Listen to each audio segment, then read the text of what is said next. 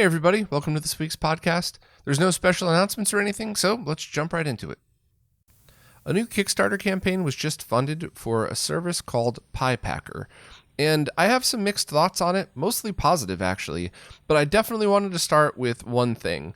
The picture on the Kickstarter at first glance almost gives you the impression that Piepacker is a console that reads cartridges, and it's not that at all. I'll get back to what that thing is in a minute, but Piepacker is simply a service that you use through your web browser to play ROMs.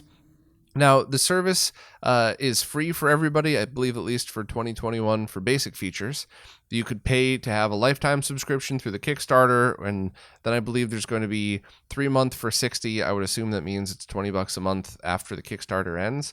And it has a bunch of games built in, and it's a mixture of some really cool titles. And I mean, I'm sorry to be negative, but I gotta be honest. And some of those companies that just buy IP of old games and re-release them knowing that collectors might probably buy them, but they're terrible games anyway. There's a bunch of those on there too, but there's some definite good ones.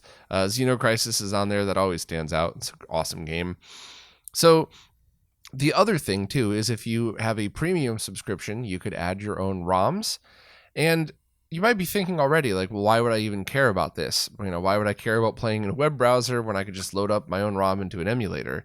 If it was single player use, I would actually totally agree, except the multiplayer thing is key here. And that's what sets this apart. And not so much the multiplayer, but the ease of use. So you sign up for an account, free allows you to play the games that they offer. Premium allows you to load your own ROMs. But the bottom line is, I could sign up for a premium account, fire up whatever ROM that I really want, Tecmo Bowl, bases loaded, some old school game, and then through the web browser, it's going to be Chrome or Edge, you click a button and you could add your webcam, you add your microphone, and then you click another button and you get an invite link that I could just email to a friend. And all they need is, I guess you could play with a keyboard, but all they would need is a USB controller. So setup on the other end is plug your USB controller into your computer, click on the link, that's it. And I know a lot of people listening are probably going, well, I could do all that right now. All I have to do is set up a VPN or load up Parsec or do, and that's all true. Except the ease of use is what sets this apart. And I know so many people that enjoy retro games that either are not nerds like we are, or they are, but they don't have the time to deal with any of that stuff. I mean, as nerds, how many times in our lives have we gone to do something unique and different, and we end up spending an hour and a half in the setup and 20 minutes doing whatever it is that we planned on doing? That's been my life for years now. So having something where I could just say, hey, I need to chill out. You want to play around to bases loaded, and then just, plug my USB controller in, click on a link to something and start playing with a friend online. Yeah, it's not going to have as low latency as Parsec or some of those others, but it's going to be a decent solution for casual gameplay.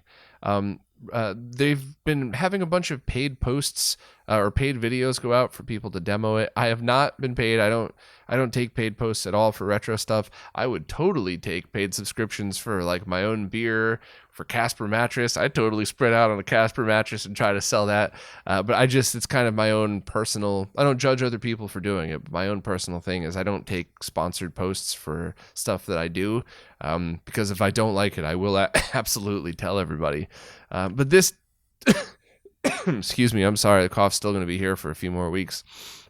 This seems really neat for casual play. The other thing I got to mention, and this is a positive thing, I promise, stick with me. I've been doing RetroRGB for over 10 years now, and whenever something new like this comes out, I always reach out and ask some questions, and it's usually, hi, I'm Bob from RetroRGB, here's what I do, here's a couple of technical questions, I have more technical questions, who do I talk to? And there's always only 2 responses to that. Number 1 is completely being ignored, or maybe I get 1 response and then they realize I really am doing technical stuff and they completely ghost me after that. And response number 2 is from people who are very excited to talk about the hard work that they put into their platforms. They love answering the technical questions because they're really proud of how they got here. And I'm very happy to say that the Piepacker team fell into the second good category here. They have a bunch of people that they paid to do these videos. They could have very well just said, we're only going to spend our time emailing with the people that paid us, or that we paid because we paid them. So let's spend our time with them. And they took the time to respond to my emails and answer my technical questions. I kind of spelled everything out here in a pretty detailed post if you want the technical answers to stuff. But I thought that was a really good sign, because while this isn't for everybody, the fact that they're proud to say, here's all the software we're using, it's all open sourced, we're not stealing commercial software. Here's the latency results that we got, which is about 3 to 5 frames over local play latency. So for casual gameplay, like I keep using Tecmo Bowl and bases loaded, I think that would be completely fine for casual gameplay like that. So I like it. I really like it from that perspective of, let's sign up for a service, let's load up some ROMs, and whenever I want to do something casual, I could just play across the internet with a friend and not have to mess around with setup. That being said, I would never run a game tournament on something that hasn't been fully tweaked for lag. I think I know there was a couple of retro tournaments that used Cloud Parsec that even the pro gamers thought it was totally good enough, especially when there was lockdown and there were no other choices. But no one really thought that it severely took away from the experience. Obviously, you'd always want to be in person on real hardware for tournaments, but it was a really good close second. And I don't know if this would hold up to that. I'm just assuming that the super nerds that are really dialing in every possible setting are probably going to get a little less latency, but that's not what Piepacker is about at all. So the only downsides to it, I guess, is that that device that I showed before, that is basically a ROM dumper for your cartridges that, unless I'm reading the Kickstarter wrong, only works with Piepacker. So if I could be wrong, but that to me seems totally useless. At first, I thought, you know what? I need a ROM dumper. I think I'm going to buy that thing. I'll sign up for Piepacker, see how it works, and I'll use that to dump whatever cartridges I get for whatever adapters I get.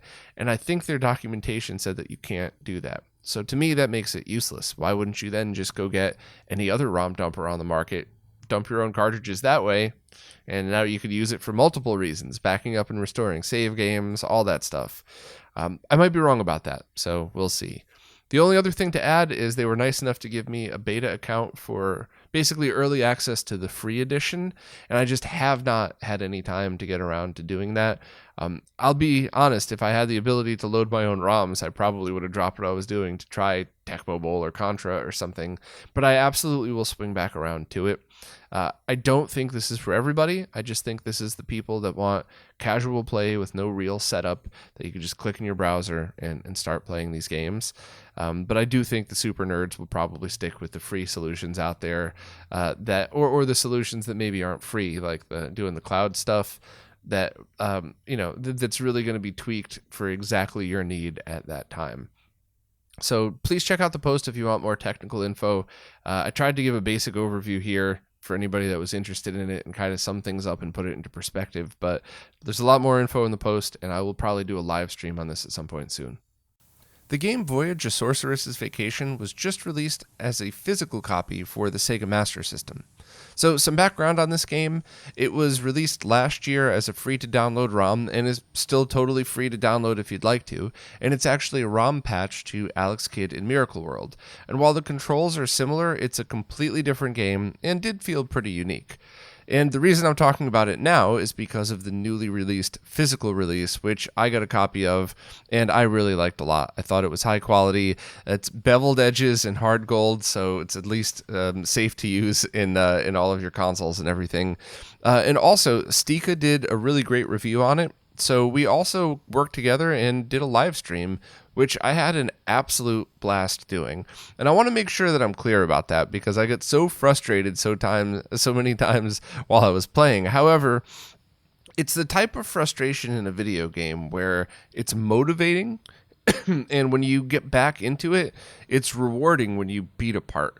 There were only a couple of cheap shots, and I say that with love because I played a couple modern games in the past few years where there were a few spots I was stuck on where it's just like, this is the cheapest, most frustrating and non-rewarding section of a game. There was one in particular that I don't know if it was hit detection or jump detection or maybe even just the input lag of my controller, but I must have played one part of a modern game like 100 times to get past it.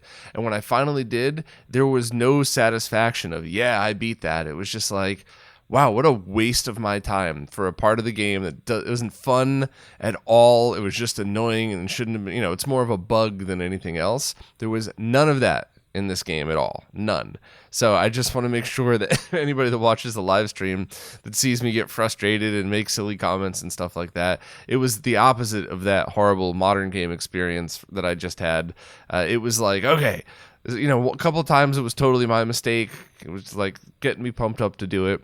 And I got decently far, so, not embarrassingly short into the game, but I really enjoyed it. I liked it a lot, and I'm really glad that I bought the game. So if you're into this game at all, definitely check out Stika's review because it's short, to the point, and really gets you an exact feel of what you would want in the game or what to expect from the game. If you want a deeper dive, check out the live stream we did, or if you just want to try it yourself, check out the links, patch your own ROM copy of it, and give it a try. And if you like it, definitely pick up the physical copy because I thought it was really good quality. Here is some super exciting news for any fans of people that like to use original arcade hardware. Marcus has just ported his incredible CPSHDMI project to the Neo Geo MV1C. And that board was specifically chosen for a bunch of reasons. It's most commonly used to consolize, and all of the signals can be pulled digitally. Right now, it's only that one motherboard revision. I think when Marcus has time, he might update it to others, but he's super busy with the OSSC Pro, so I wouldn't expect that in the short term. But this is really cool. This is a digital to digital conversion of the signal. So it's not like you're using an upscaler, which upscalers are amazing, but no matter how good a scaler you get, you'll always get some kind of analog interference in there. I mean, it's at the point now where mostly you can't see it at all when gaming on a flat panel, only really when zooming in, but some people have an eye for it, and when you go digital to digital, there is none of that whatsoever. It's got all of the same features of the CPS HDMI, so if you're wondering what to expect, please check out the original video I did on that. It'll be mostly the same. I still have that at Jose's, who did the installation for me. I haven't gotten mine back yet, but I will definitely be following up with a video in probably a week or so. I also just want to check with Avram from one of the creators of the OpenMVS project to see how he's doing with the custom shell for it. The only other thing to add is, due to the location of the board, it's most likely that it's just going to be an HDMI port sticking out the side of the case.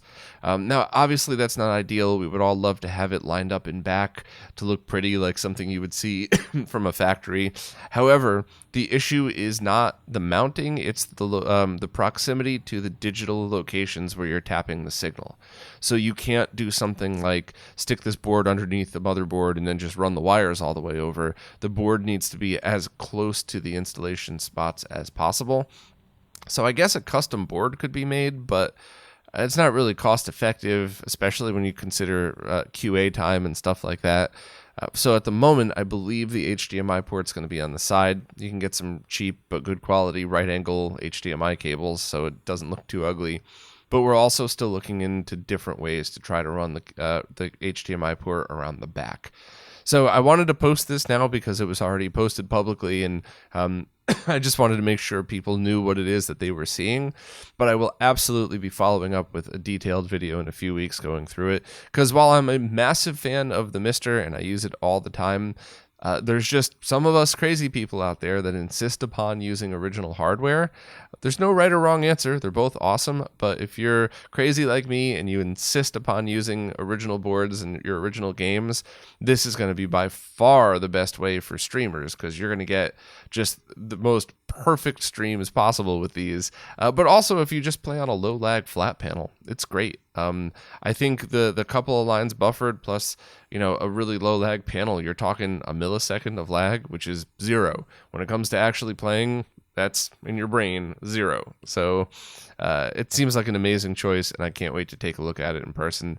So just wanted to keep everybody updated, but definitely expect a video at some point. My Life in Gaming just uploaded a video that showcased downscaling, which is essentially taking higher resolution games, removing some of the resolution or squishing it together depending on the downscaling method, and displaying it on CRTs. And this is a pretty cool choice for people that want to play modern retro games, things like Axunworks and Sonic Mania, on a CRT, because games like that definitely feel right at home in 240p on a CRT. And there's also some other modern games that might be a fit as well. But I guess the basic rule of that is if it's a game that uses all of the resolution, so even if it has a retro feel, but it's really designed to use every bit of the 720p or 1080p output, it often doesn't look very good downscaled. Text is a perfect example of that. Text almost never looks good unless it's like a virtual console game of an older console downscaled down or something like that. But overall, it's something that I've been using for years now, and I really love doing it with certain games. I'll have some of my own examples in a few weeks, but definitely check out the My Life in Gaming video if you're interested. There's always different issues when you're downscaling. There's aspect ratio issues. There's making sure to line things up. So if you're using a downscaler that removes lines, that's totally fine, but how do you know which ones they're removing? There's different methods that you could implement. You could use like an Extron box to center it. And I think, and rightfully so, Corey really spent the time on the games and not spending time and obsessing over how exactly to deal with all of this stuff. So I contributed some footage for that I had laying around that I was waiting to do my own downscaling video on, but I decided to go a different route. So there is some nerdiness in the video brought by me, but Corey really concentrated on how these games look and feel, which I think is super important. Because, like I said before, there might be a newer game that you think, oh, that would probably look neat on a CRT, and it looks terrible. And vice versa. There's probably a couple other games that Corey showed that you would have never guessed looked so good on a CRT that do. So please check that out if you're interested in this stuff. I'll be following up soon because there's a few devices coming out this year that have downscaling capabilities that may be the best choices out there. I'm going to be touching upon that a little bit in some videos coming up, and I might do like at the end of the year, probably a shootout of the different devices and how they compare to the older versions. But overall, the GBS control that Corey showed in the video is awesome.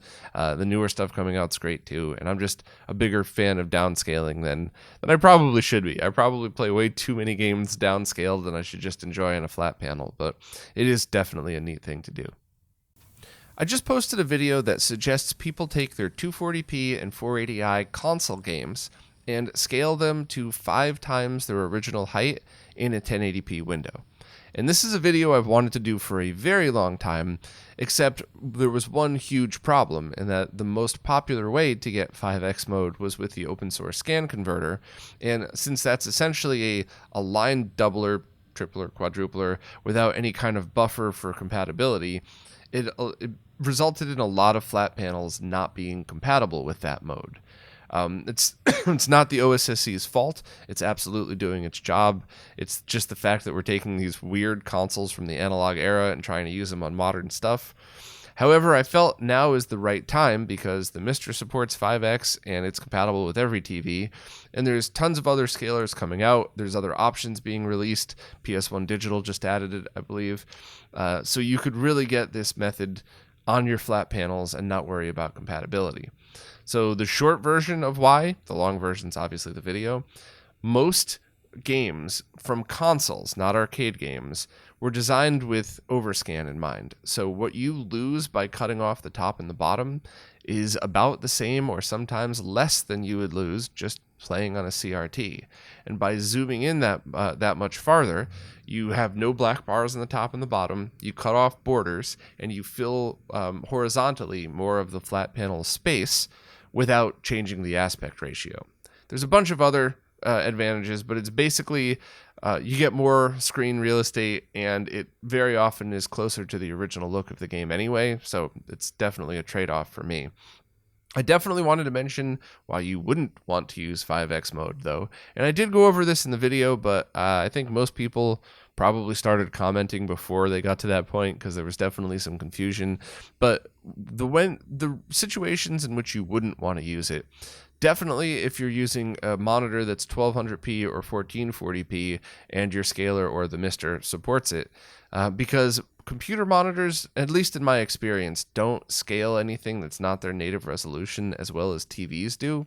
So the advantage of just running in its native resolution is going to get you a much sharper image, whereas 1080p 5x on a 4K TV versus 1440p on a 4K TV, you'll notice the sharpness difference, but it's not nearly as big of a deal, and I still think the benefits of 1080p 5x are better.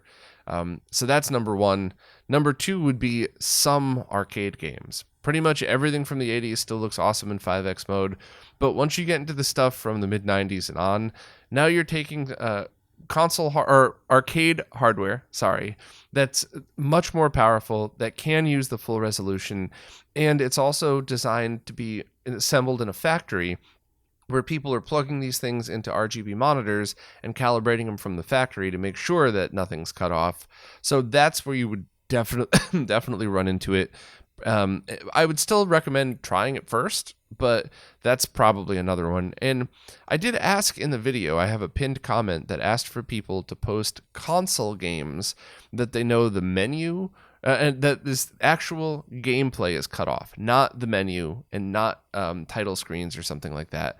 But I asked for people to say, hey, have you found a console game that's 240p or 480i that cuts off in 5x mode during actual gameplay? And I got no real responses. I got a bunch of people, respectfully just agreeing with what I said in the video about arcade games. A few people mentioned vertical shooters, but didn't actually give any examples of ones other than arcade games, which we've already determined, of course. So I'm really curious. Has anybody found a game from a console that's 240p or 480i that has gameplay affected? And the only other criteria is all of these solutions, including the open source scan converter, allow you to raise or lower the image based on settings. The OSSC has it kind of buried, but the rest of them are pretty easy. Hopefully Marcus, if he has time, I know he's super busy, would someday add easy vertical centering the same way he did with the CPSHDMI stuff.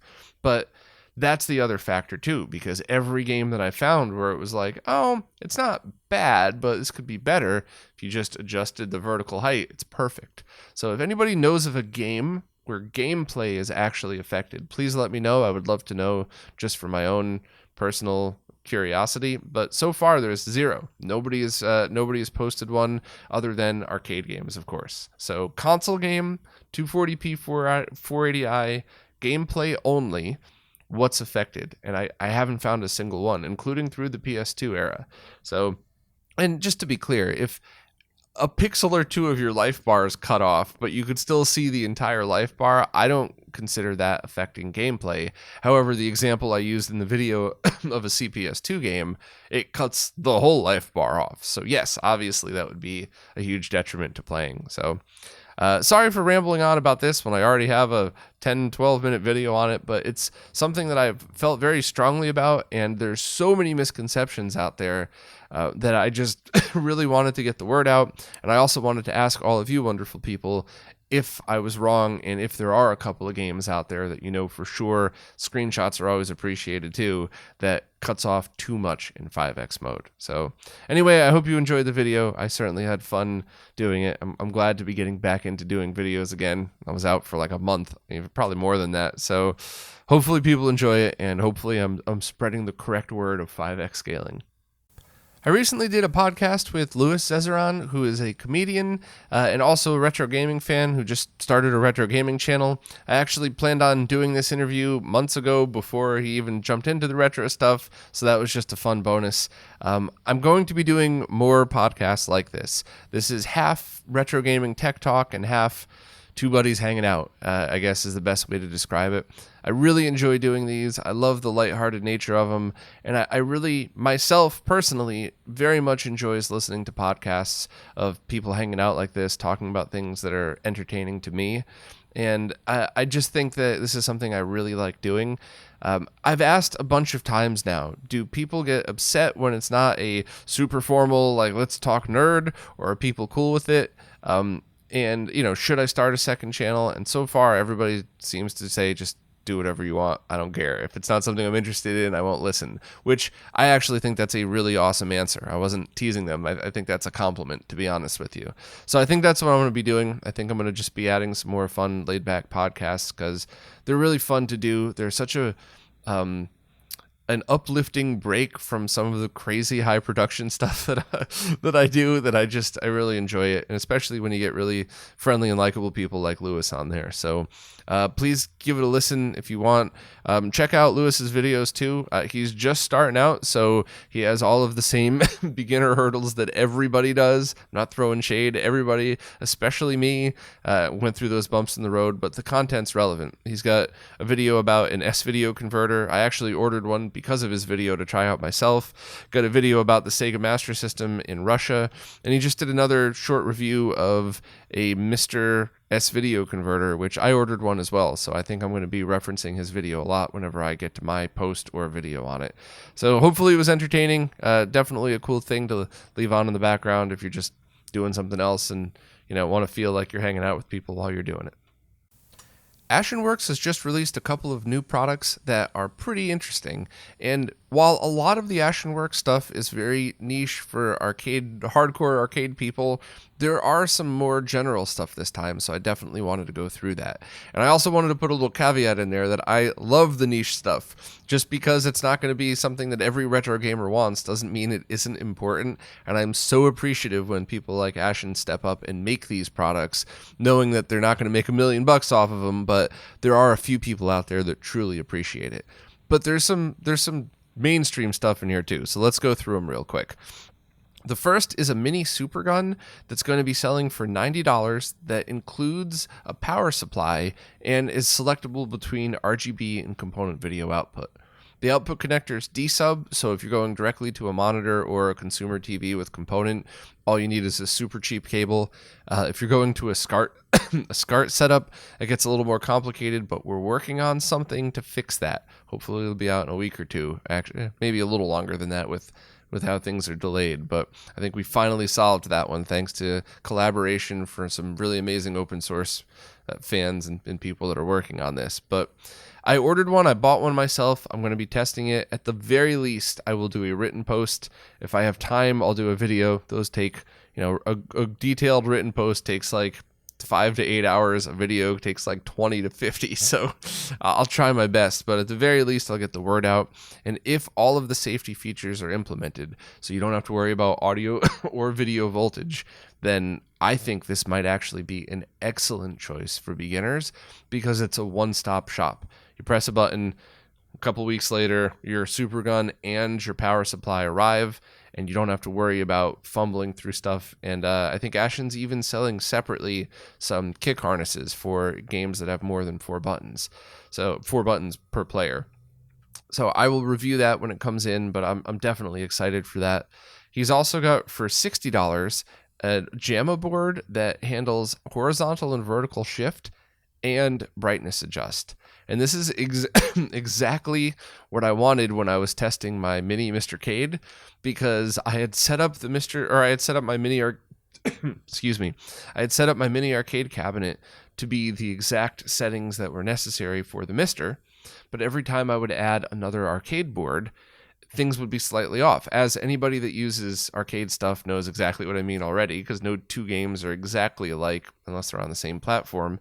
So this allows you to have an external thing where I have my JAMA harness hanging out. I would have this plugged into it, and then you just use this to center the image any way that you want and to adjust the brightness. And that is something that I think is so handy because all of my controls in my mini Mr. Cade are on the chassis right underneath the CRT, and they're all small little potentiometers, and I got to get in there with a screwdriver. It's a giant pain. So for me to get everything all set up for the thing that I use the most, the Mister, then buy something like this, that should be set. Now I have external controls for all of that that stuff, and I could just kind of look around the side, play with the knobs and go, all right, cool. And even if it's a little bit off, whatever, when I put it back to the Mister, it's calibrated the way I had it before. So I think that's an awesome thing. I believe Scarlet Sprite's got one. I don't mean to put any pressure on you, but I think he might be doing a short video on that at some point. I'd certainly like to see his thoughts on it, because I know he has arcade machines that have external controls for that. So somebody like that, you might not actually need it, but it would be a great comparison as to how this works compared to the arcade chassis built-in controls. Next is a power supply for super guns that's $80 that comes already enclosed. So you don't have to buy a 3D printed case. You don't have to buy any adapters for it. You would just have to buy the power supply, grab your cord, and you would only have to worry about going from the PSU to your board or your super gun. And I believe Ashen's working on pigtail adapters for that exact reason. So obviously, I'm always nervous when it comes to power. That is not a shot on Ashen. That is every power supply I've ever seen in my life. Is it CE rated?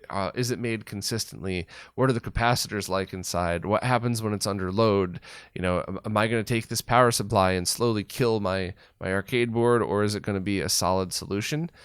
So I would love to get one. I would actually love somebody who's more of a power expert to get one to put that under some stress testing and see how it compares to like the Meanwell power supplies that are out there.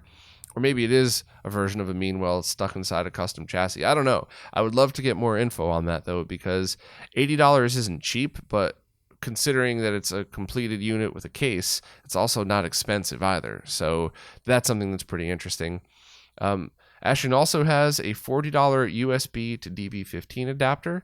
I guess this is going to be similar in nature to the Undammed adapter and to the, I believe it's called USB to DB15, the open source project. Ashen said he's not using the open source stuff. This was his design, and he expects it to be about 1 millisecond of lag. I would certainly like to test it myself, not because I don't trust him, just because, it's always good to double check things like that, but it seems like a decent adapter. Of course, whatever controller you plug into it might have its own latency as well, but as long as you use something that maybe Porkchop Express from Mr. Add-ons already tested, he's got that sheet pinned to his Twitter account that lag tests all of these different types of controllers, that might be a good solution. The only other thing I have to add to that is I love that there's different choices for products. There's 3 of these different adapters out there now, but I would love to see some unique features, and maybe whoever's working on them add whatever their expertise is. And I don't mean that as an insult. It's just like pens, right? No one would call me a cloner if I said I want to make my own pen, but a perfectly reasonable question would be, well, why would I want to buy that instead of just go on Amazon and buy some for $1? And, it might be design, it might be look, it might be a feature that nobody else has, but I would love to see that implemented in one of these adapters, just something that nobody else currently has. I believe the Undammed has quite a bit of different customization functions in there, so we'll see, but I guess if you're already ordering stuff from Ashen and you wanted a USB converter, it might just be easy to buy everything from the same spot. And hopefully somebody, especially an arcade expert, could do a shootout of these 3 solutions and see if any one is better than the other, or if they're all just as awesome as I think they are and just slightly different. And lastly, this is the only real niche thing, is a spinner button combo. So it's an arcade button with a spinner built into it that I guess is designed for Forgotten Worlds, I believe.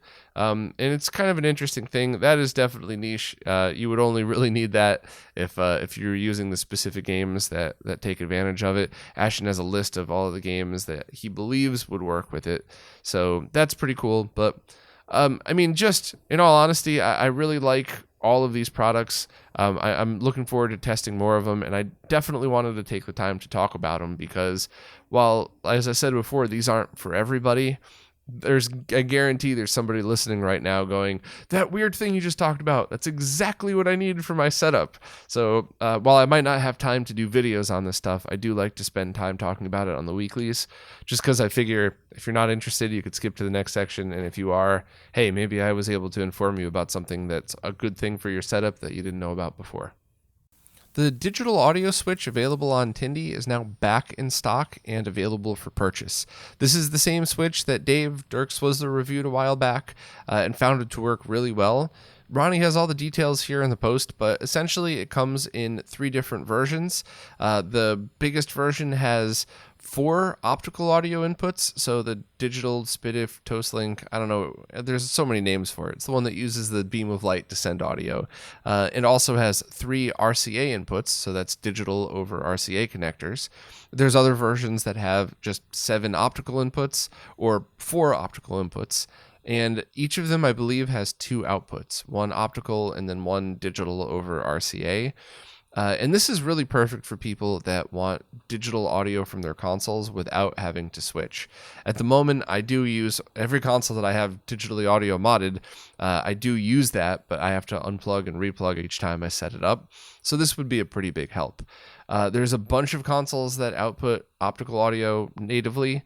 Some require a mod, and I've always found it to be significantly cleaner. Now, it's not necessarily better. If you use a good shielded cable, you're not going to have annoying hum where you shouldn't, but it's not a bad experience. And I guess some people might like that analog warmth hum coming through their stereo system to have a more original feel. But for me personally, I do like a clean audio signal.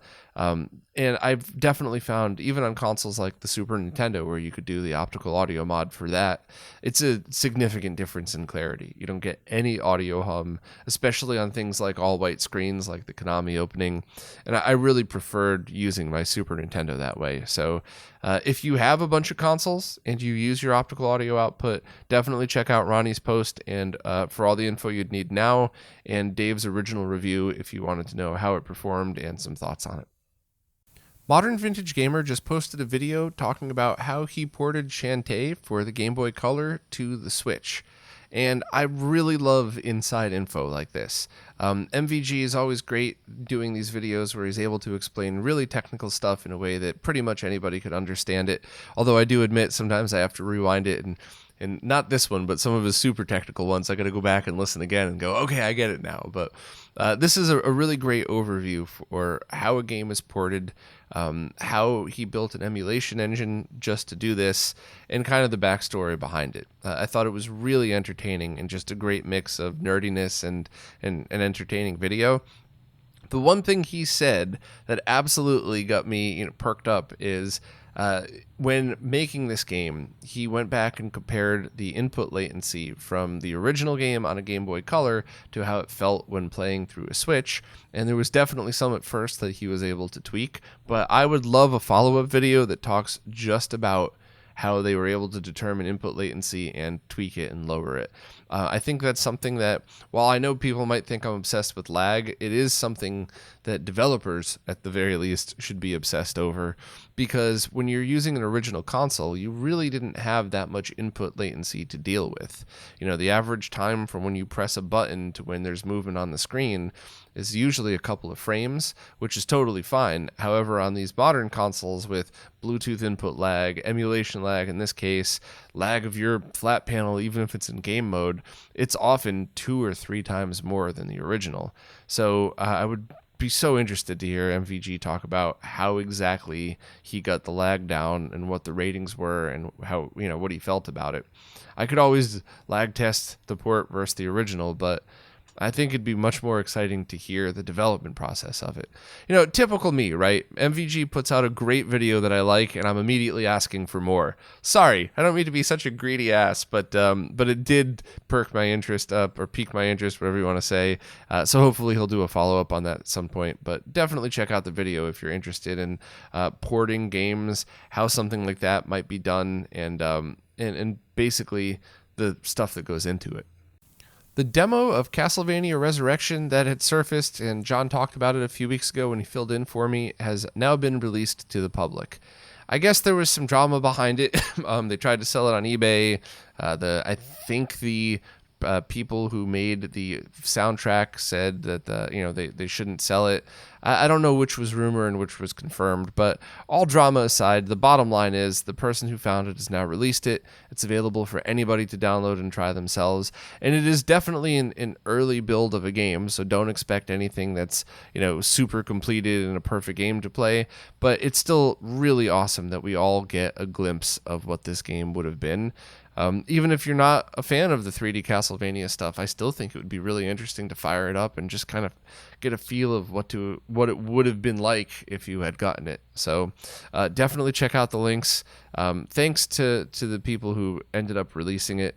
I think people, get a lot of hate when they try to sell stuff that really should be for everybody. But I kind of see both sides of that, right? Especially if you're broke and struggling with everything going on right now. It would be very tempting to sell that and hope that the person you sold it to releases it to the public. I don't know. I'm not in dire straits, so I would like to say that I would just release it and hope for the best and maybe still sell it after releasing it.